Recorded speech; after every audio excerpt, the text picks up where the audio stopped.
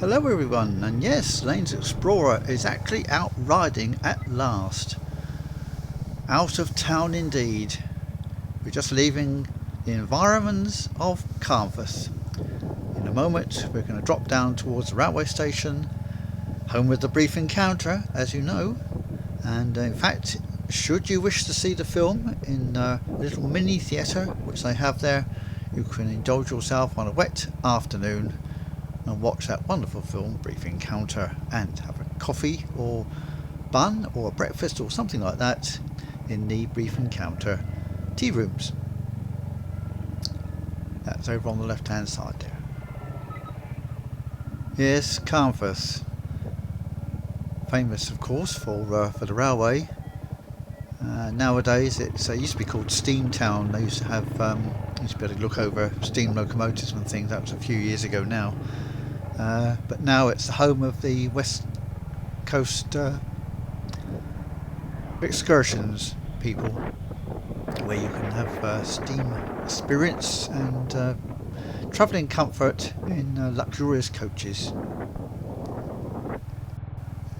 So we're just heading into a little place called Mill Head, and then we'll be out into the country proper, off towards Wharton. And a warm welcome to everyone that has joined me recently, and an extremely warm welcome to everyone that's been with me for a long time now. What is it, 2.5 years? Gosh, coming up for 3 years since I started riding again after my layoff, my 40-year layoff. Rip Van Winkle. That seems. Talking of which, I recently got myself just 5 magazines, the motorcycle magazine, dating from August 1962. You might well ask, why have I got these magazines? Well, let's say that James, Ainsworth Rider, had a hand in this. A few people, I shall name no names, have been polishing their alloy recently using Solvol, a product I've used ever since 1962, if not before, and excellent paste it is for polishing alloy and chrome. We used to use it with a Brillo pad and to clean off all the rust that was on our rusty wheel rims, because our bikes, we were impoverished, young motorcyclists, and the bikes we had all with rusty wheel rims and rusty everything really. So yes, a bit of Solvol and Brillo pad used to work wonders. Used to take the worst of the rust off, and it used to last a little while. Just to keep at it, of course. But yeah, it looked a bit better after you'd done it. Now the reason, I say James was partly responsible. I hold you partly responsible, James, for getting these magazines, was that I'd remember when he said I was using Solvol. Oh yes, I remember that. I still use it now, of course, but I'd remembered that was an advertisement that Solvol used to use back in those days, and it used to have feature Vincent Rapide, and it was all chrome and alloy, polished chrome and alloy, apart from the petrol tank. And I couldn't remember the chap's name. Anyway, when I got the magazines, of course, there was the advert, and yes, it was Terry Hart was the gentleman's name, and he lived in West Norwood, which is London way, I think. And he was advertising this, or they were using his bike as an advertisement. He would use nothing else apparently, and Solvol also sold to keep his bike shiny. Or I must say, it is nice to be out riding again after such a long time. I can't remember when it was last. I did actually go out for a run, but unfortunately that was the day that Hurricane, which I'm on today, decided it wouldn't start because the battery was flat, and so I took Spitfire instead. Went out for a run, but unfortunately the lighting was very low in the sky, and it was affecting the video, so that was unusable, unfortunately. But today it's very blustery, as you can see and you can hear.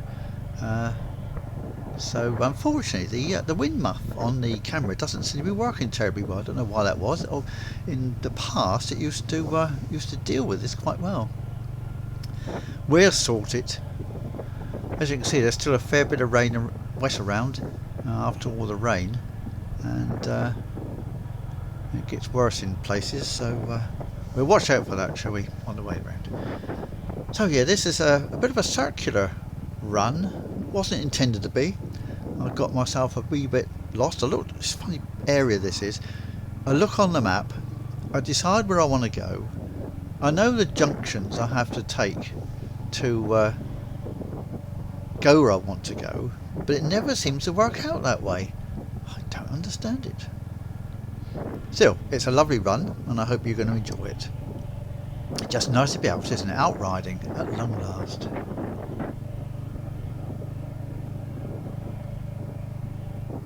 In fact, that video about the non-starting hurricane, it's obviously created a lot of interest. It's lots of views. That said, now we've got the new battery in Hurricane, and we don't have to worry. We're now all connected up to oxymizers on both bikes, and that keeps them topped up nicely when I can't get it for a run. It's not particularly cold today. It's quite a warm day, very pleasant, apart from the wind.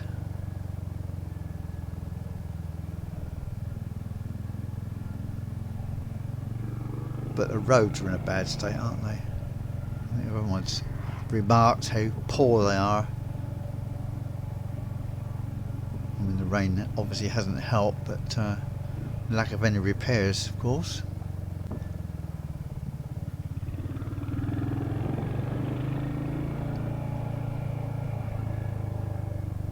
Yeah, nice little run this is. Not far from home, but completely different. Bit busy today. It's a Friday, and Thursdays and Fridays seem to be quite busy now. Yeah, Monday, Tuesday, Wednesdays, okay. And the railway line. Whoops, watch it for that pothole.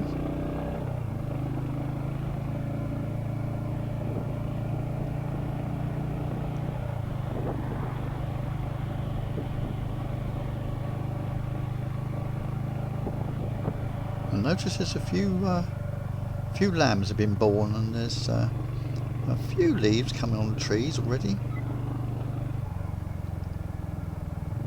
I shan't say that spring's on its way, because the forecast is for much colder weather arriving, and probably more rain, of course. But we're not downhearted. We'll enjoy our ride.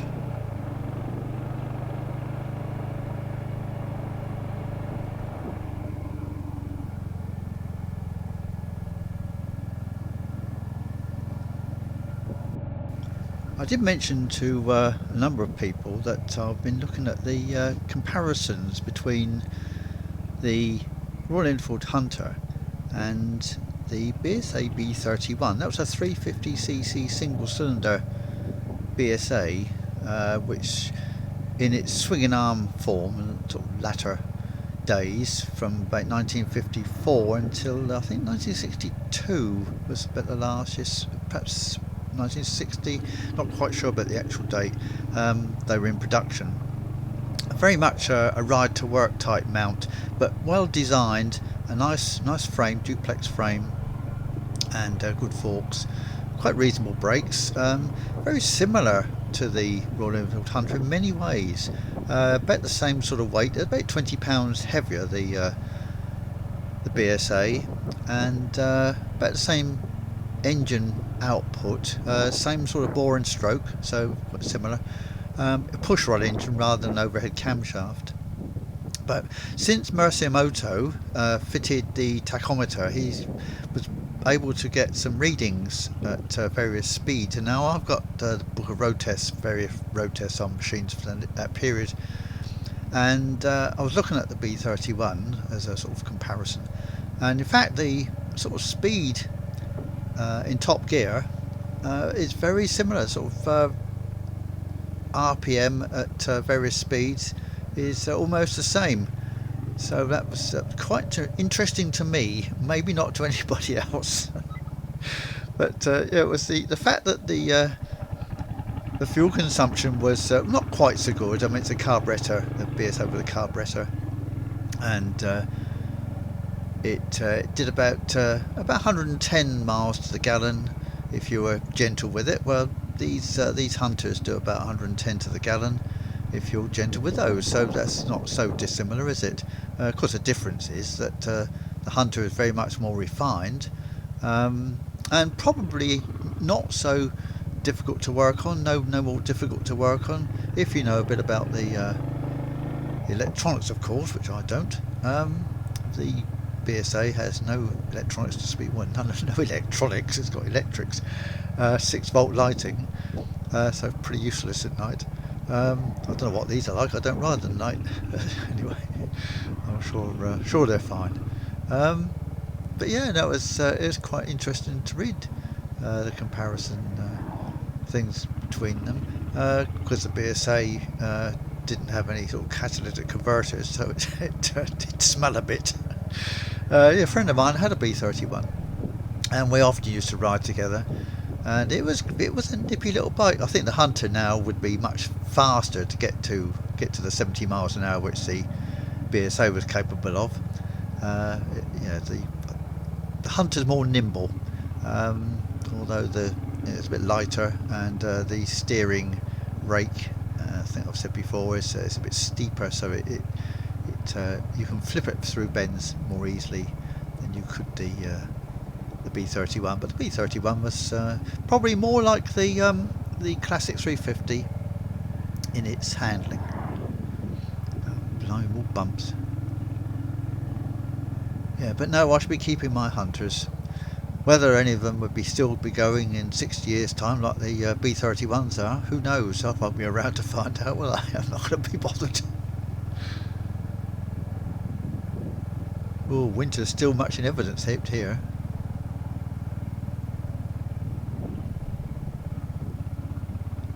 It's occurred to me actually that it's a Friday, and there's a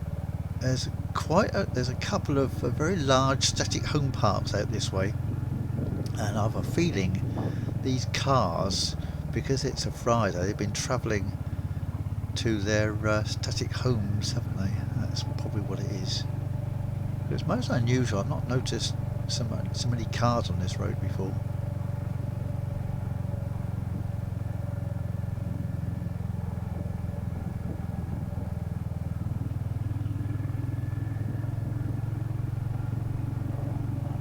Yeah, I was hoping the roads would be rather drier than this, but we seem to get a day of part of a day anyway of dry weather, and you think, oh, it's going to dry up, and then sure enough, overnight rains again.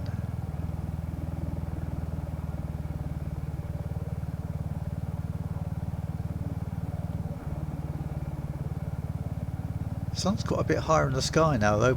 One of the things that I have been finding over the winter is that when you do get the sun, the hedges cause a lot of deep shade. But today, no, it's been fine. Actually, that's been good for me.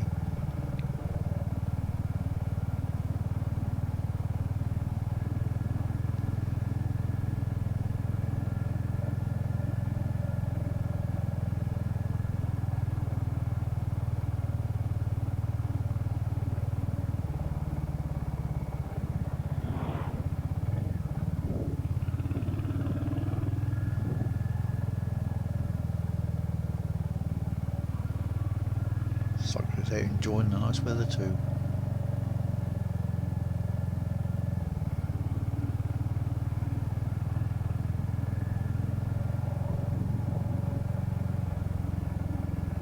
I'm actually looking for a turning off onto the right, but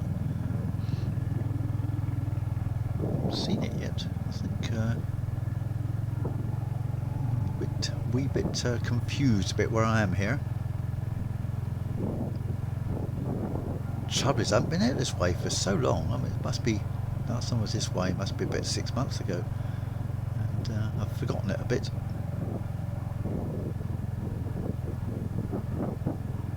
And also, I think, I don't know if anybody else has found this, but having a bit of a layoff, not coming out riding, tend to get a bit rusty.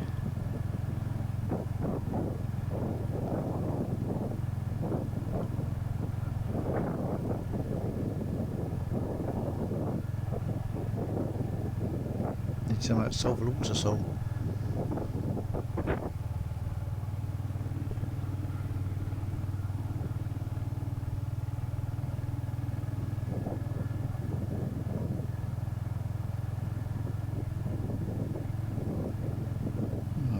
Coming up to now.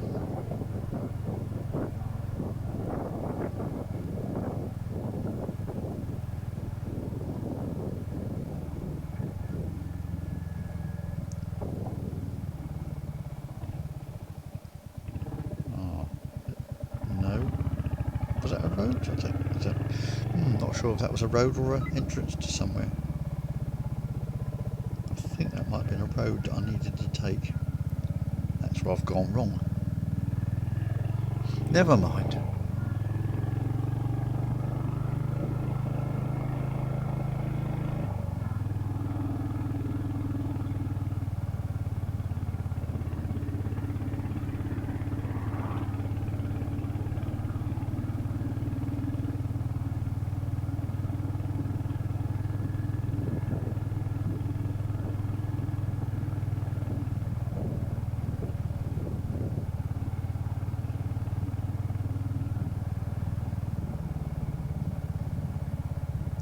A lot of vans around here.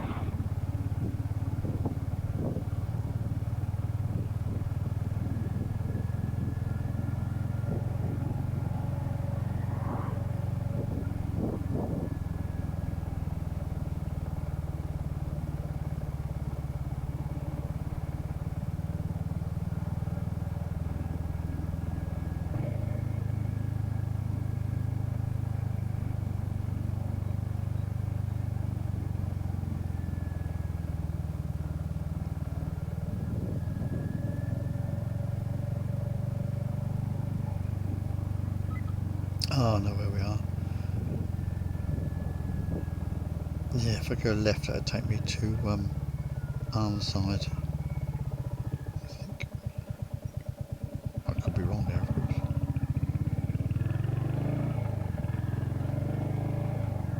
Well, a bit of sunshine's nice though. All dried up the roads too.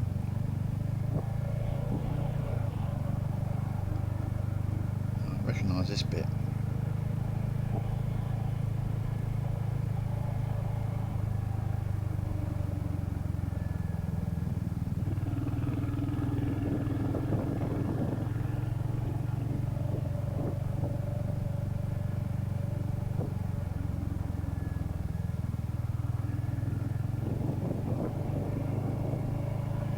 I did try having the camera mounted in the centre of the bars, so I was going to have the one that I'm using at the moment. You can see it's on my chest, but also I had a second one on the bars.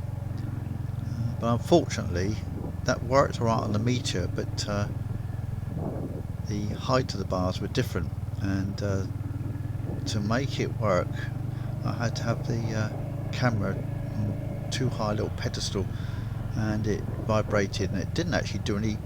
It was then in the same position anyway as the one on my chest. So we'll just stick with one camera that we're using now, and that seems a good results. Oh, nice, a bit wet here.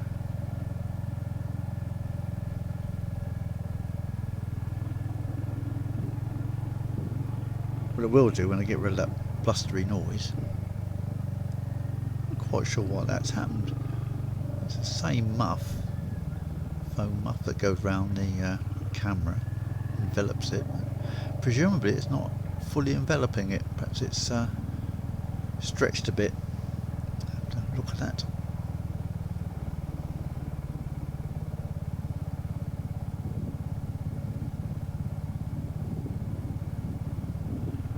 Oh, but there's a lot of West here.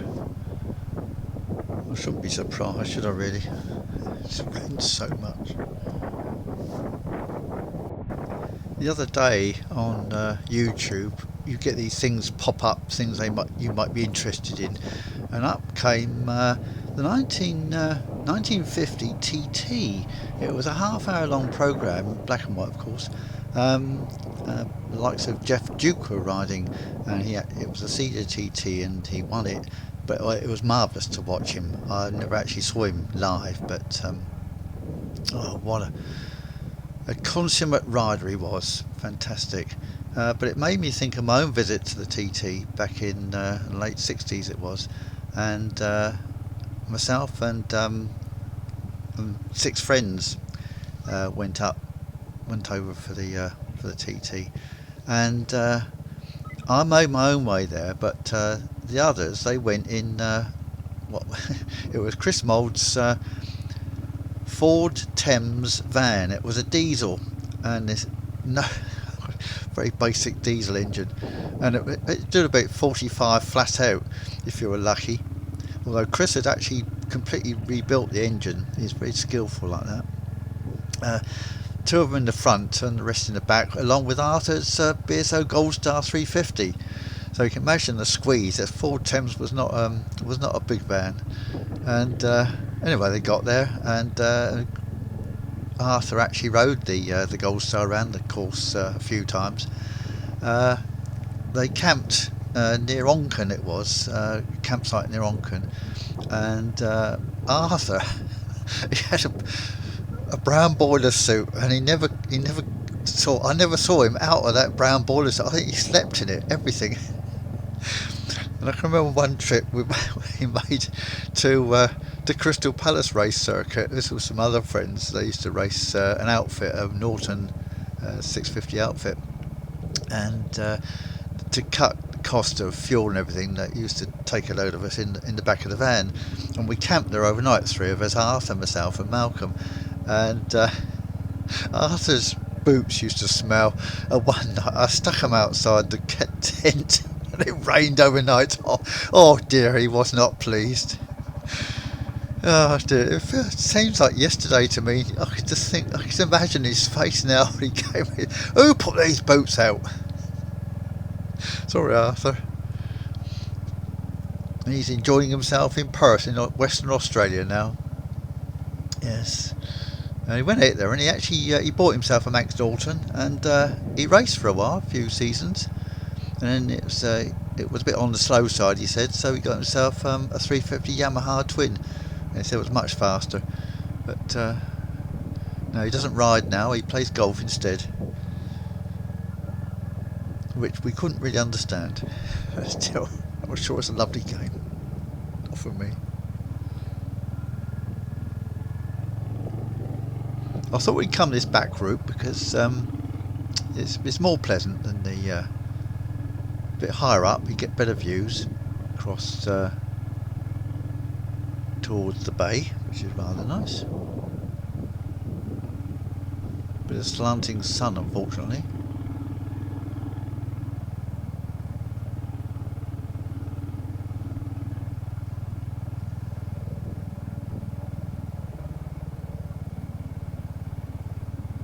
Popular with walkers. There's a quarry up on the left hand side. I'm not actually sure if it's still in use. It's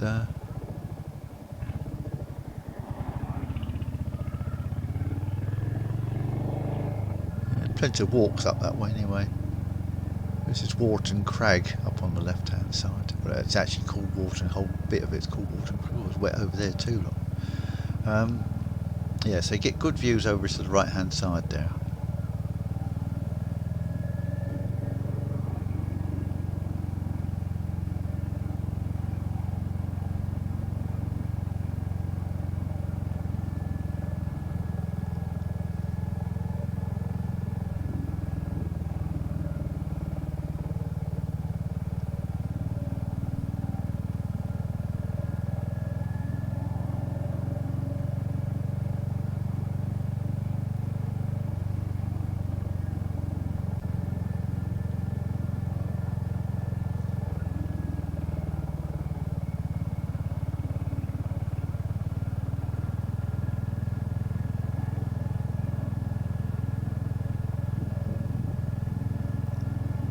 Well, it's been lovely having you along on this ride, I must say.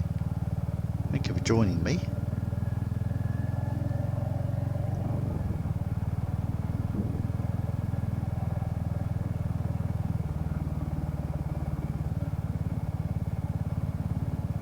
Hope you've enjoyed it, much as I have.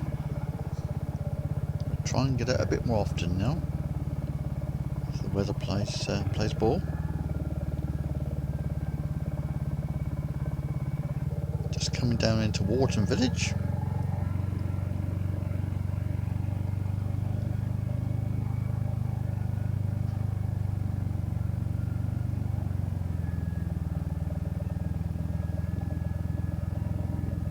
Right, well, we'll leave you at the junction here, and we'll say thank you very much for watching, and we'll see you again soon. Bye for now.